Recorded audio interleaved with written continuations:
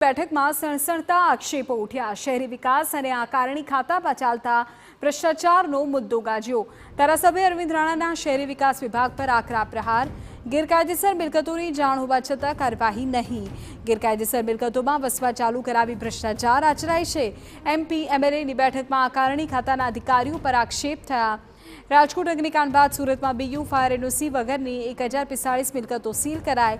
અરવિંદ રાણાએ સવાલ કર્યો કે કોઈ દુર્ઘટના બાદ જ કેમ પગલાં લેવાય છે।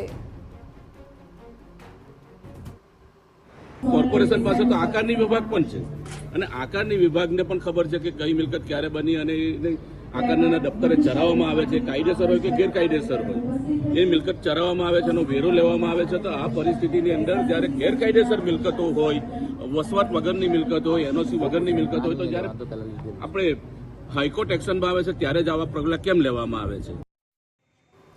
ભ્રષ્ટાચારની ફરિયાદો બાદ એક્શનમાં પાલિકા કમિશનરની શહેરી વિકાસ ખાતા અને એસઓપી બનાવવાની સૂચના।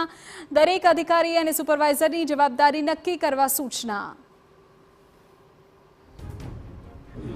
એક આઈએએસ ઓફિસર તરીકે એને અધિકારીઓને અમારી સંકલન સમિતિની અંદર કહેવામાં આવ્યું કે આપણે એક એસઓપી બનાવો અને એસઓપી બનાવીને આ જે ભ્રષ્ટાચારનું મૂળ છે એ સુપરવાઇઝર અને નાના કક્ષાના જે અધિકારીઓ છે એની ઉપર એક્શન લેવા માટે આપણે એક એસઓપી તૈયાર કરીએ અને એસઓપીના આધારે આવી જે કંઈક મિલકતો છે એ મિલકતો કાયદેસર બને।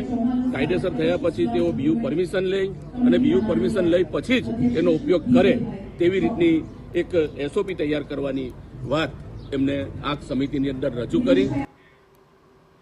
અમદાવાદથી જાણકારી